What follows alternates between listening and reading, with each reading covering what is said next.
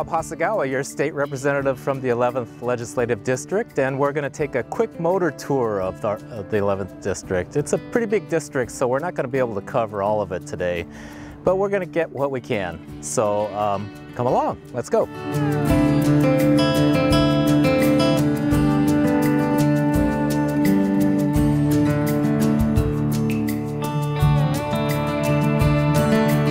So here we are at the Museum of Flight. And the Museum of Flight is such a wonderful facility here in the heart of the 11th District. And Dr. Dunbar, I was wondering if you could tell us a little bit about it. I'd be pleased to.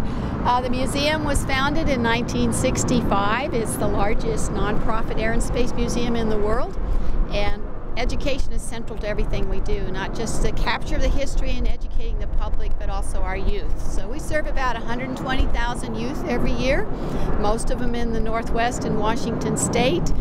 We have a Challenger Learning Center and an Aviation Learning Center.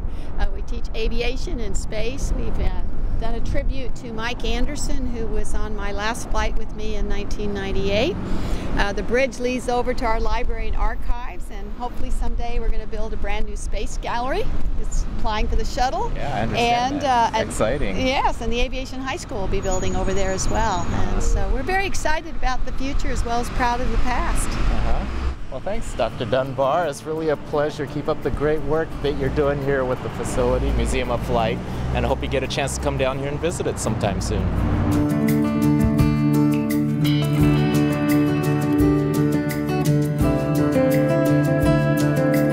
South Seattle has got a large number of multinational corporations based here. You know, Boeing, obviously, Starbucks world headquarters. You'll see the first Costco in the world, United Parcel Service, the hub of UPS was actually started in Seattle, and their main Seattle facility is here in the 11th District, South Seattle.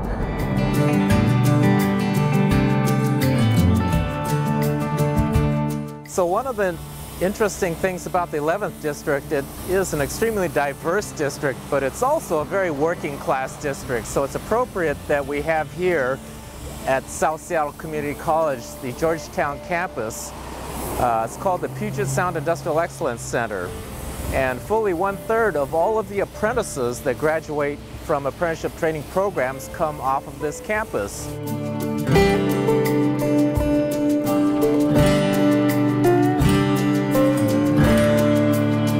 We are here at CMAR Community Services, and I'm very privileged to introduce to you the Executive Director, Rogelio Riojas of CMAR, Jorge Madrazo, who is the Vice President for Community Relations, yes, of CMAR, and Mary Bartolo, the Deputy Director. So Rogelio, one of the beautiful things about the 11th District is our diversity, and you really do a great service for the diverse communities in the 11th District. Could you tell us a little bit about CMAR? Absolutely, Bob. You know, CMAR, we've been around for 31 years, going on 32. We serve about 100,000 patients within our system. In the 11th District, we probably have close to 20,000 people that we serve. We provide medical, dental, behavioral health, health education, pharmacy, nursing home services, chore services, home health, a bunch of services to a very diverse community.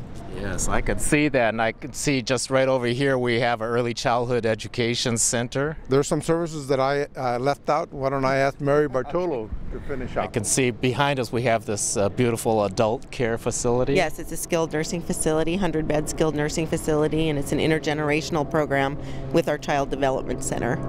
And it's culturally appropriate for the diverse communities around here. It is. We have a multicultural facility with multiple languages being spoken by staff.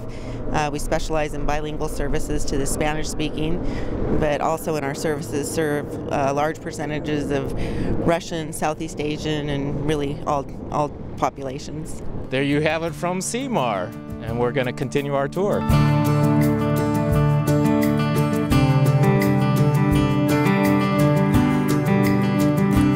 Here we are in the North Beacon neighborhood, North Beacon Hill neighborhood, and you can see out down into the Sodo Valley here, which is like the heart of the north end of the district, the 11th District.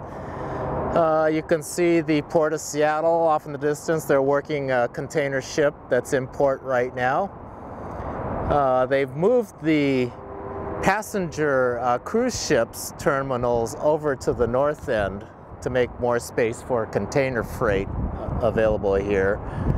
You can see Starbucks headquarters in the distance. Safeco Field is just out of view to the right, but it's a beautiful place to watch sunsets and all the activity of industrial Seattle.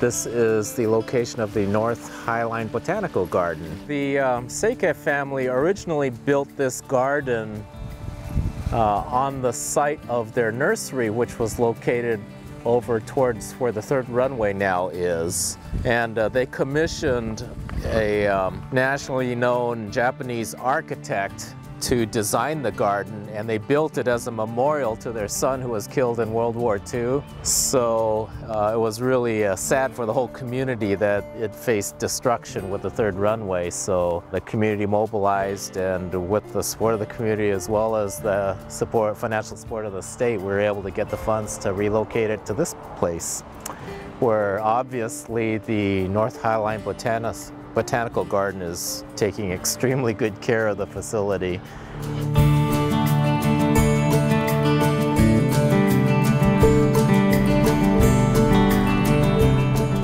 Well, that's it for this tour. I hope you had a good time riding along. Again, this is Bob Hasegawa, your state representative, and I hope that the next time we continue this tour that the weather is just as nice as it was today.